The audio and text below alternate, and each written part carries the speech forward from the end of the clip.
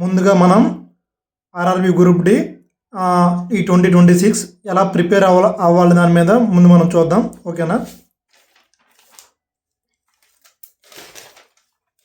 ఇక మనకి RRB group D CBT syllabus ముందు మీరు తెలుసుకోవాలి. ఇక సిలబస్ విషయానికి వచ్చినట్లయితే అర్థమెటిక్ మనకి 25 మార్క్స్ ఉంటుంది. అర్థమెటిక్ అంటే దీంట్లో ప్యూర్ మ్యాథ్స్ మరియు నార్మల్ అర్థమెటిక్ రెండు కలిపి చెప్తున్నా.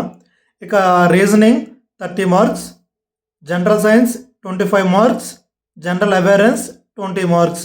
మొత్తం మనకి ఎగ్జామ్ అనేది 100 మార్క్స్కి ఉంటుంది. ఓకేనా. అలాగే మనకి నెగిటివ్ వచ్చేసి 1/3 ఉంటుంది. అంటే మీరు 3 ప్రశ్నలు కానీ రాంగ్ పెట్టారనుకో మీకు 1 మార్క్ అనేది పోతుంది. ఓకేనా. దీంట్లో మన పర్సంటేజ్లో చూసినట్లయితే 33.3% అనమాట negative. So first of all మీరు ఇది దృష్టిలో పెట్టుకోవాలి.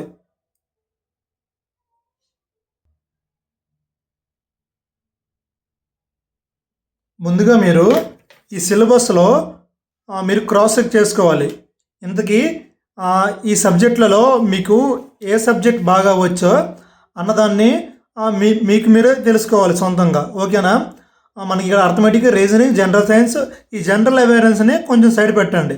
ముందుగా ఈ మెయిన్ ఇటు 3 topics arithmetic, reasoning, general science, ఈ 3 సబ్జెక్టులలో మీరు ఏ సబ్జెక్టులో ఎక్కువగా స్ట్రాంగ్ ఉన్నారో, ఏ సబ్జెక్టులో ఎక్కువ వీక్గా ఉన్నారో అనేది మీకు మీరే పరిశీలించుకొని దాని తర్వాత మీరు దేని మీద అయితే వీక్గా ఉన్నారో దాని మీద ఎక్కువ ఫోకస్ పెట్టండి. ఓకేనా. ఎక్కువ ఫోకస్ పెట్టి ఎక్కువ సమయం కేటాయించాలి. మీరు ఏ సబ్జెక్టులో వీక్ ఉన్నారో దాని మీద. అలాగే మీరు ఏ సబ్జెక్టులో స్ట్రాంగ్ అనుకుంటున్నారో ఆ సబ్జెక్ట్ మీరు ఏం చేయాలంటే మీరు స్ట్రాంగ్ అనుకున్న సబ్జెక్టు స్పీడ్ ప్లస్ యాక్యురసీ, మీరు స్ట్రాంగ్ అనుకున్న సబ్జెక్ట్లో స్పీడ్ మరియు యాక్యురసీని పెంచుకోవాలి. అర్థమైందా. అంతేగాని మీరు ఈ సబ్జెక్ట్లో మీరు స్ట్రాంగ్ అనుకొని ఆ సబ్జెక్ట్ని పక్కన పెట్టకండి. డైలీ మీరు ఆ సబ్జెక్ట్ని చదువుతూనే స్పీడ్ అండ్ యాక్యురసీ మీద ఫోకస్ పెట్టాలి. మీరు వీక్ అనుకున్న సబ్జెక్టులు ఉంటాయి కదా, వాటి మీద ఎక్కువ టైం కేటాయించి ఎక్కువ ఫోకస్ పెట్టాలి. అప్పుడే మీకు ఇవన్నీ బ్యాలెన్స్ అవుతాయి అన్నమాట. ఓకేనా. ఇది ముందు మీరు దృష్టిలో పెట్టుకోవాలి. ముందుగా మీరు సిలబస్ ఏంటి, సిలబస్లో ఉన్న సబ్జెక్ట్స్ ఏంటి, అందులో మీకు ఏవి బాగా వచ్చు, ఏవి బాగా రావు. బాగా వచ్చిన దాంట్లో స్పీడ్ యాక్యురసీ మెయింటైన్ చేసి పెంచుకోవాలి. బాగా రాని దాని మీద ఎక్కువ టైం కేటాయించి ఎక్కువ ఫోకస్ పెట్టి ఎక్కువ చదవాలి. ఓకేనా. ఈసారి ఇది అయిపోయింది. ఇక మనం ఏ బుక్స్ చదవాలనేది చెప్తాను. ఇక బుక్స్ విషయానికి వచ్చినట్లయితే ముందుగా మనకి అర్థమెటిక్ అనే సబ్జెక్ట్ నుండి మనకి ఆర్ఎస్ అగర్వాల్ బుక్ ఉంటుంది. నేను ఇవి ఏదో ప్రమోషన్లో భాగంగా లేదా వేరే బుక్స్ని ప్రమోట్ చేయడం అనే నా ఉద్దేశం కాదు. నేను చెప్తుంది ఏంటంటే నా పర్సనల్ ఇన్ఫర్మేషన్. నేను పర్సనల్గా అనలైజ్ చేసి నేను ఆల్రెడీ గ్రూప్ డి ఎగ్జామ్కి ప్రిపేర్ అవుతున్నా. ఓకేనా. సో నేను ప్రిపేర్ అయ్యి ఏ బుక్స్ పర్ఫెక్ట్, ఏ బుక్స్ అనేవి ఎక్కువ ఉపయోగపడతాయి అనేది నేను పరిశీలించి చెప్తున్నా. ఓకేనా. మనకి అర్థమెటిక్ పరంగా ఆర్ఆర్బి గ్రూప్ డికి ఆర్ఎస్ అగర్వాల్ బుక్ అనేది ఇనఫ్. దీనికి మించి మీరు ఏ బుక్ చదవక్కర్లేదు అర్థమెటిక్. ఓకేనా. దీంట్లో మీకు ఆర్ఎస్ అగర్వాల్ అర్థమెటిక్ బుక్లో మీకు బేసిక్స్ నుండి ఉంటాయి. మనకి గ్రూప్ డిలో పెద్ద పెద్ద క్వశ్చన్లు ఏమి అడిగాడు అర్థమెటిక్ నుండి. ఓన్లీ బేసిక్స్ నేర్చుకొని, కాన్సెప్ట్ నేర్చుకొని, ఫార్ములా 1 బిట్సే అడుగుతాడు.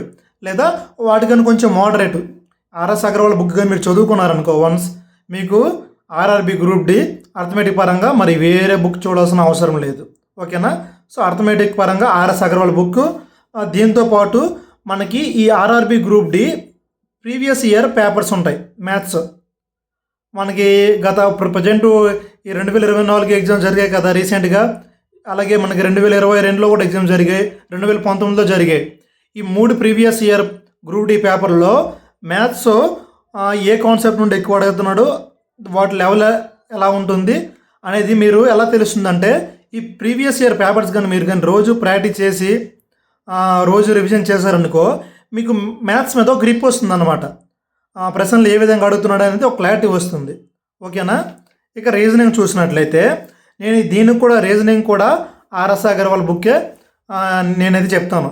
ఎందుకంటే మనకి గ్రూప్ డిలో రీజనింగ్, అర్థమెటిక్ అనేవి మరి ఎక్కువ హార్డ్ లెవెల్ అయితే అడగడు. జస్ట్ కాన్సెప్ట్ బేసిక్ లేదా కొంచెం మోడరేట్కి వెళ్ళే అవకాశం ఉంది అంతే. ఓకేనా.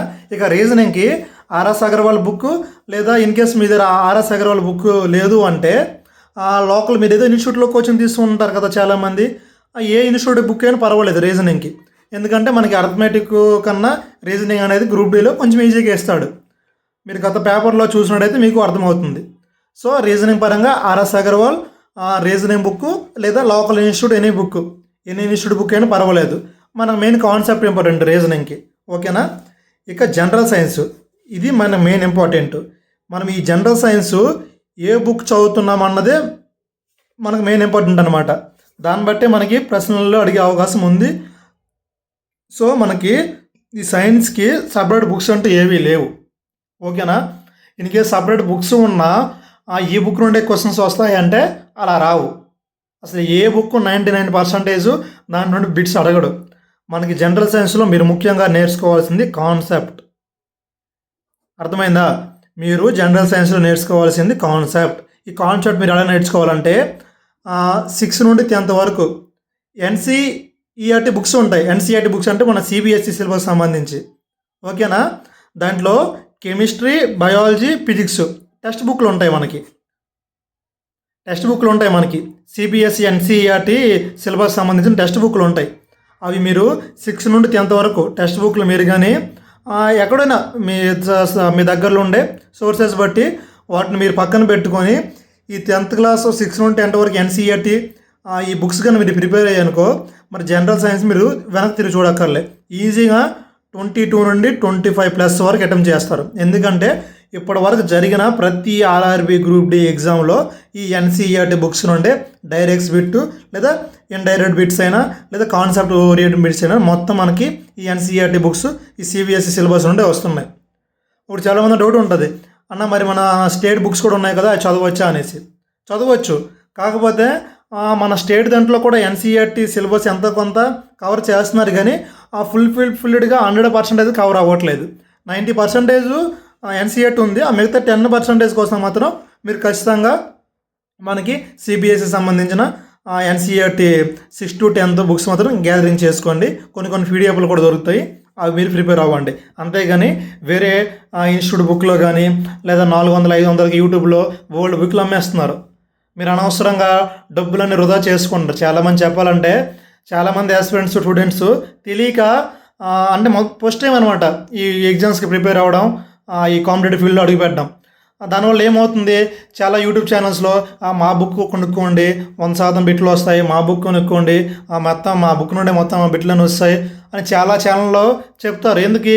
వాళ్ళ బుక్స్ సేల్ అవ్వాల, వాళ్ళకి మనీ కావాలా. మీరేంటి ఏదో ఆవేశంతో ఆ బుక్స్ కొనేసి చదివేసి తీరా ఎగ్జామ్కి వెళ్తే దాంట్లో 1-2 బిట్లే వస్తాయి. అంటే మీరు 100 బిట్లు వస్తాయని చెప్పిన బుక్ నుండి 1-2 బిట్లు వస్తాయి. ఇక్కడ మీరు డబ్బులు లాసు, మీ టైము లాసు, అన్నీ లాసే కదా మీకు. సో ఒకటి మీరు మైండ్లో పెట్టుకోండి. ఆ బుక్స్ ఈ బుక్స్ నేను ఎయిట్ సజెషన్ చేయను. ఎందుకంటే నాకు బోల్డ్ మంది ఛానల్లో ఇలాగే ప్రమోషన్లు వచ్చాయి, మా బుక్ ప్రమోషన్ చేయి అనేసి. నేను ఒకటే చెప్పాను, ఆ బుక్స్లో ప్రమోషన్ చేస్తే ఇన్ కేసు నాకు మీరు ఇచ్చిన డబ్బులు నాకు వస్తాయి, కానీ నేను చెప్పిన కంటెంట్ అనేది రాంగ్ ఇన్ఫర్మేషన్ అవుతుంది, నాకు అది నచ్చదు. నేను ఎప్పటి నుంచి కాంపిటేటివ్ ఫీల్డ్లో ఉన్నాను కాబట్టి ఆ డబ్బులు వాల్యూ ఏంటి, అసలు మనకు ఒక ఎగ్జామ్ పోతే దాని పెయిన్ ఎలా ఉంటుంది నాకు తెలుసు. కనుక నేను అలాంటి ప్రమోషన్ చేయని ఒప్పుకోలే. ఇది నేను నా సొంతగా అనాలిసిస్ చెప్తున్నా. ఓకేనా. మనకి ఇక చూసినట్లయితే జనరల్ సైన్స్లో ఈ 6 to 10th ఎన్సీఈఆర్టీ బుక్స్, దాంతోపాటు మనకి రైల్వే ఓరియంటెడ్ ఎంసీక్యూ పేపర్స్ ఉంటాయి. అంటే మనకి రైల్వేలో గ్రూప్ డితో పాటు మనకి టెక్నికల్, ఎన్టీపీసీ, జేఈ మెయిన్స్ ఇలాంటివి ఉంటాయన్నమాట. గ్రూప్ డికి సంబంధించిన వేరే ఎగ్జామ్స్. ఆ ఎగ్జామ్స్ అనేవి మనకి సంవత్సరం పొడిగినా ఏదో ఒక ఎగ్జామ్ జరుగుతూనే ఉంటుంది. దాంట్లో మనకి జనరల్ సైన్స్ నుండి ఎటువంటి టాపిక్లు అడుగుతున్నాడో, ఎటువంటి కాన్సెప్ట్లు అడుగుతున్నాడో దానికి సంబంధించిన పేపర్స్ బిట్స్ ఉంటాయన్నమాట. అవి మీరు చూసుకోండి. ఎందుకంటే మనకి ఇయర్లో ఎటువంటి జనరల్ సైన్స్ బిట్లు రిపీట్ అవుతున్నాయో, ఇంతకుముందు రైల్వే కండక్ట్ చేసిన ఎగ్జామ్స్లలో సేమ్ అదే టాపిక్ అలాంటి కాన్సెప్ట్ మీదే మనకి బిట్స్ అనేవి రిపీట్ అవ్వడం జరుగుతుంది. కనుక జనరల్ సైన్స్ పరంగా మీరు NCERT chemistry, biology, physics text books, దాంతోపాటు రైల్వే ఓరియంటెడ్ ఎంసీక్యూ పేపర్స్. ఓకేనా. ఇక జనరల్ అవేర్నెస్ చూసినట్లయితే దీంట్లో మనకి GK plus daily current affairs అనేది ఉండడం జరుగుతుంది. మనకి జీకే పరంగా ఒక స్టాండర్డ్ బుక్ అంటే లూసెంట్ జీకే బాగుంటుంది. కాకపోతే ప్రజెంట్ ఇది తెలుగు మీడియంలో దొరకట్లేదు అనుకుంటున్నా, ఇంగ్లీష్ మీడియంలో ఉంటుంది లూసెంట్ జీకే. మన గ్రూప్ డీకి అయితే ఇది సరిపోద్ది, దీని మించి మరీ డెప్త్గా ఏం అడగడు. రీసెంట్గా జరిగిన గ్రూప్ డి ఎగ్జామ్లో కూడా అసలు జీకే మీద బిట్స్ కూడా ఏం రాలేదు. అంటే ఈసారి రాలేదు అనేసి నెక్స్ట్ సారి కూడా రావనుకోవడం రాంగ్ అనమాట. నెక్స్ట్ సారి మేబీ అడిగే ఛాన్స్ ఉంటుంది. కనుక మీరేం చేస్తారంటే జీకే పరంగా ఈ లూసెంట్ జీకేని ఆ బుక్ని మీరు ఎంచుకోండి, ఓకేనా. ఇక డైలీ కరెంట్ అఫైర్స్ కోసం మీరు డైలీ న్యూస్ పేపర్ని చదవండి, ఓకేనా. కరెంట్ అఫైర్స్ మ్యాక్సిమం 90% కవర్ అయిపోతాయి. లేదా డైలీ న్యూస్ పేపర్ మేము చదవలేము అనుకుంటే మీకు మంత్లీ మ్యాగజైన్స్ ఉంటాయి, షైన్ ఇండియా వాడివైనా లేదా కొన్ని లోకల్ ఉంటాయి. ఆ మంత్లీ కరెంట్ అఫైర్స్ని ఫాలో అవ్వండి, సరిపోతుంది. మీరు లాస్ట్ ఒక ఎగ్జామ్ డేట్స్ వచ్చి మీ ఎగ్జామ్ టైము ఒక 10 days ముందు అలా ఉందంటే అప్పుడు మీరు ఏం చేస్తారంటే లాస్ట్ 6 నుండి 8 months లోపు ఉండే కరెంట్ అఫైర్స్ని ఇంకోసారి రివిజన్ చేస్తే మీకు సరిపోతుంది. కనుక నాకు తెలిసి మీరు జనరల్ సైన్స్కి పెద్దగా జనరల్ అవేరెన్స్కి మీరు పెద్దగా బయట బుక్స్ ఏమి కొనుక్కోకండి, మీకు లూసెంట్ జీకే సరిపోతుంది. లేదా నార్మల్ హిస్టరీ, పాలిటీ, జాగ్రఫీ సంబంధించి నార్మల్ చిన్న బుక్స్ ఉంటాయి, అవి చదివినా సరిపోద్ది. ఒకళ్ళు అడిగినా మనకి బేసిక్స్ అడుగుతాడు ఈ జీకే పరంగా, ఓకేనా. ఇక డైలీ కరెంట్ అఫైర్స్ అంటే మీకు చెప్పాను కదా, డైలీ పేపర్ అని ఫాలో అవ్వండి, లేదంటే మీరు మంత్లీ మ్యాగజైన్లు ఉంటాయి అవి అని ఫాలో అవ్వండి, ఓకేనా. ఇది క్లియర్ కదా ఏ బుక్స్ చదవాలో, ఓకేనా. అలాగే మీరు అనవసరంగా ఎక్కువ బుక్స్ కొనేసి ఏ బుక్స్ చదవాలో అర్థం కాక సగం చదివేసి సగం ఎగ్జామ్కి వెళ్తే మీ రిజల్ట్స్ కూడా సగమే ఉంటుంది. కాబట్టి మీరు ఫోకస్ ఎప్పుడు మీ టార్గెట్ ఎప్పుడు క్లియర్గా ఉండాలి. మనకేంటంటే పర్ఫెక్ట్గా ఉండాలి మన టార్గెట్ అనేది, అప్పుడే మీరు ఖచ్చితంగా అచీవ్ అవుతారు, ఓకేనా. ఇక మనము ఈ గ్రూప్ డికి సంబంధించి కొన్ని మిస్టేక్స్ అనేవి చేయకూడదు. ఆ మిస్టేక్స్ ఏంటో ఇప్పుడు చూద్దాం. నేను ఇంతకుముందు చెప్పాను కదా, మిస్టేక్ నెంబర్ 1 ఏంటంటే ఎక్కువ బుక్స్ని కొనకండి. ఎక్కువ బుక్స్ని మీ పక్కన పెట్టేసి 5-6 బుక్స్ని పక్కన పెట్టేసి ఏ బుక్స్ చదవాలో తెలియక అన్ని బుక్లో సగం చదివి మీకు వచ్చిన సగం మర్చిపోయి మర్చిపోయిన సగం మీరు ఎగ్జామ్లు రాస్తే మీరు ఖచ్చితంగా ఫెయిల్ అయిపోతారు. ఇది ముందర పక్కా నేను చెప్తున్నాను, నేను ఓపెన్గా చెప్పేస్తున్నాను. కాబట్టి ఎక్కువగా బుక్స్ కొనకండి, అనవసరంగా డబ్బులు వేస్ట్ చేసుకోకండి. స్టాండర్డ్గా ఒక బుక్ని నమ్ముకోండి, ఆర్ఎస్ అగర్వాల్ బుక్ అయితే అన్నిటికీ సరిపోతుంది, ఓకేనా. ఇక కన్సిస్టెన్సీని బ్రేక్ చేయకండి. చాలామందికి మోటివేషన్ ఉంటుంది, ఎంఐసీలు అలాగే ఆర్ఆర్బీ గ్రూప్ సాధించే వల్ల నేను 6 months ఈ ఎగ్జామ్ కోసం కూర్చుంటాను, చదువుతాను, కష్టపడిపోతాను, రేయం బాగా చదివేస్తాను అంటారు. ఒకరోజు అంటారు, 2 రోజు అంటారు, 3వ రోజు చదువుదాంలే, 4వ రోజు నేను రాజాసేబ్ సినిమా రిలీజ్ అవుతుంది అలాగే మూవీకి వెళ్ళిపోవాలి, దాని తర్వాత సిరిడ్ అంటారు, దాని తర్వాత కలిగి 2 అంటారు, అప్పుడు మీ ఎగ్జామ్ కూడా గోవింద అయిపోతుంది. కనుక ఫస్ట్ ఆఫ్ ఆల్ మీరు ఒక ఎగ్జామ్కి ప్రిపేర్ అవుతున్నారంటే ఇది గ్రూప్ డి అనే కాదు, ఏ ఎగ్జామ్ అయినా మీరు ప్రిపేర్ అవుతున్నారంటే దాని మెయిన్ కావాల్సింది key of success equal to consistency. ఇది ఎవరికైతే ఉంటుందో, ఎవరైతే ఇది డే 1 నుండి లాస్ట్ డే వరకు దీన్ని పాటిస్తారో వాళ్ళు 100% అచీవ్ అవుతారు, జాబ్ సాధిస్తారు. ఇది పక్కా మీరు రాసి పెట్టుకోండి. మీరు ఎంత పెద్ద ఫ్యాకల్టీ, ఎంత పెద్ద టీచరు, ఎన్ని ఎక్స్పీరియన్స్లో ఫ్యాకల్టీకి అడిగినా వాళ్ళు కూడా ఇదే చెప్తారు, కానీ వాళ్ళు డబ్బులు ఇచ్చి చెప్తారు, నేను ఫ్రీ చెప్తున్నాను. Consistency is the key of success, అది మీరు గుర్తుపెట్టుకోండి. ఇక డైలీ 1 hour అనేది మీరు కరెంట్ అఫైర్స్కి ఇచ్చినట్లయితే మీరు ఎగ్జామ్ రాసే టైం కల్లా కరెంట్ అఫైర్స్ కోసం మీరు భయపడక్కర్లే. ఈజీగా మీరు ఒక 10 to 12 బిట్స్ అనేవి ఒకరు ఇన్ కేసు ఒక కరెంట్ అఫైర్స్ నుండి అడిగినా మీరు ఈజీగా 8 to 10 బిట్స్ పెట్టేస్తారు. డైలీ కానీ ఒక 1 hour మీరు కరెంట్ అఫైర్స్కి టైం ఇచ్చినట్లయితే, ఓకేనా. అది మీరు అసలు దృష్టిలో పెట్టుకోండి. ఇక ఎగ్జామ్ డేట్స్ కోసం ఎదురు చూడకండి.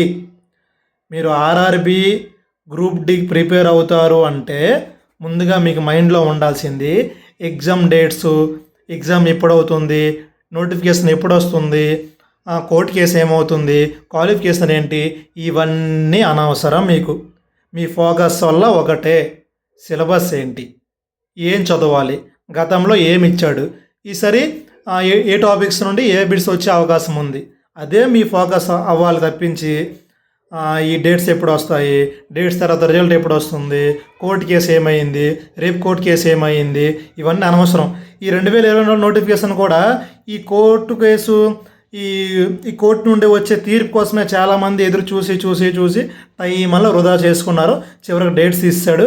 నాకు తెలిసి ఈసారి మినిమం ఒక 30% స్టూడెంట్లు అసలు కనీసం గ్రూప్ డికి ప్రిపేర్ అవ్వకుండా ఎగ్జామ్ రాస్తారు. ఈ ఈ ఈ ఎగ్జామ్ డేట్స్ కోసం, ఈ కోర్టు కేసుల కోసం ఎదురు చూసి చూసి చూసి ఇప్పుడు ఆ 30% మినిమం 20% నేను చెప్తున్నాను కదా, మ్యాక్సిమం అవ్వరు. ఎందుకు అవుతారు చెప్పు? ఎందుకు అవ్వరంటే ఆ టైం మరి వాళ్ళు కేటాయించలేదు ఎగ్జామ్ కోసం, సిలబస్ కోసం. వాళ్ళు కేటాయించిందల్లా డేట్స్ కోసం. మనకి కోర్టు కేసు ఏమైంది, అదేమైంది, ఇవన్నీ ఎవరు తెలుసా పాటిస్తారో? ఆ ఫ్రెష్గా కాంపిటేటివ్ ఫీల్డ్కి ఎవరైతే ఇప్పుడు వచ్చి ఉంటారో, కాంపిటేటివ్ గురించి ఏం తెలియకుంటుందో అలాంటి వాళ్ళు ఇవన్నీ చూస్తారు. దీంట్లో కొంచెం అవగాహన ఉండి ఒక 2-3 ఇయర్స్ ఎక్స్పీరియన్స్ ఉండి దీంట్లో మంచి ఒక క్లారిటీ ఉన్నాడైతే వీటి కోసం ఎదురు చూడ్డు.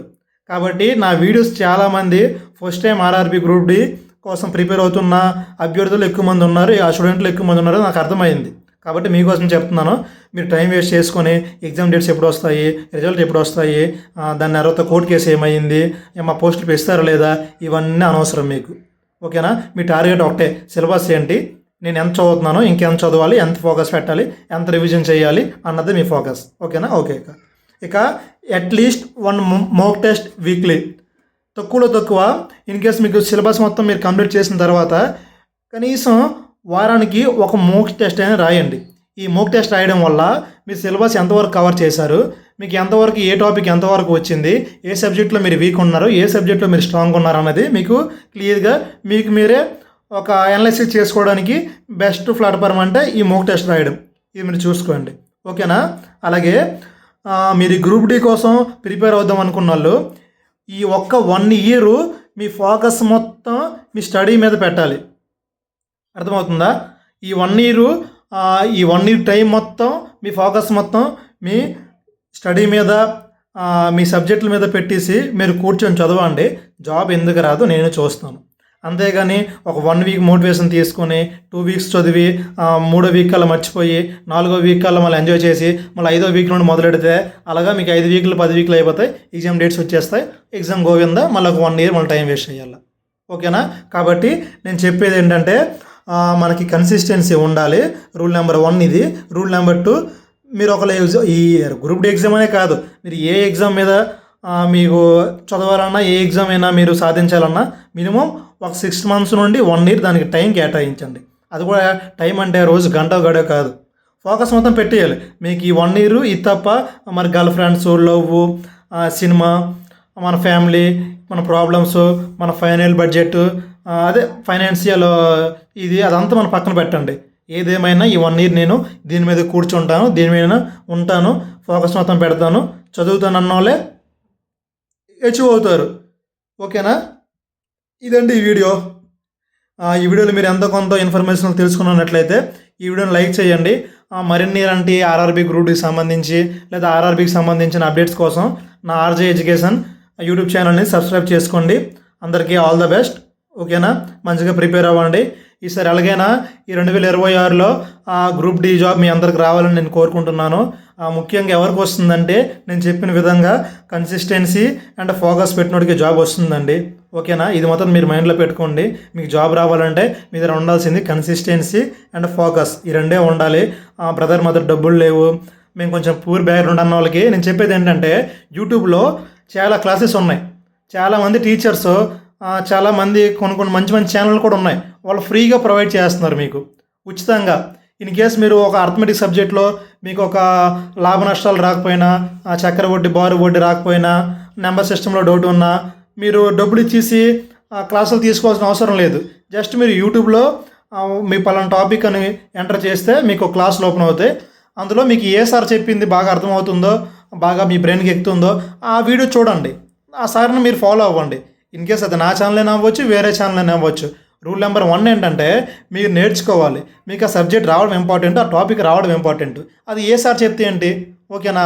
అంతేగాని కొన్ని ఛానల్స్లో మా దాన్ని ఏమంటారు, ఇప్పుడు కొత్త ట్రెండ్ అవుతుంది, మా యాప్ కొనుక్కోండి, మా యాప్లో మీకు మొత్తం 99 రూపాయలకే ఫుల్ మీకు గ్రూప్ డి సిలబస్ పేపర్లో 399కి మొత్తం క్లాసెస్లో, ఫ్రీ క్లాసెస్లో, ఆన్లైన్ క్లాసెస్లో అంటారు. అవన్నీ మీరు ఏదో ఎమోషనల్గా, ఏదో మోటివేషనల్గా మాటలు వినేసి కొనేసారనుకో, మీరు డబ్బులు నష్టపోయినట్టే. ఎందుకంటే అదే సేమ్ కంటెంట్ ఫ్రీగా కూడా దొరుకుతుంది యూట్యూబ్లో. కొంచెం మీరు సెర్చ్ చేయండి. ఓకేనా? మీకు అర్థమవుతుంది. ఇది నేను ఎవరికి చెప్తున్నానంటే డబ్బులు ఎవరైతే కొంచెం ఫైనాన్షియల్గా వెనకబడి ఉంటారో పిల్లలు, స్టూడెంట్స్ వాళ్ళ కోసమే. మీరు డబ్బులు ఉన్నాయంటే మీ ఇష్టం. మీరు ఏ క్లాసులు కొనుక్కుంటారో కొనుక్కోండి. అది మీ ఇండివిజువాలిటీ. ఓకేనా? ఓకేనండి ఈ వీడియో. ఇంకా మీకు ఏవైనా డౌట్స్ ఉంటే కింద కామెంట్ చేయండి. నేను ప్రతి కామెంట్కి అయితే రిప్లై ఇవ్వడం జరుగుతుంది. ఓకేనా? ఆల్ ది బెస్ట్ అందరికీ. Thank you.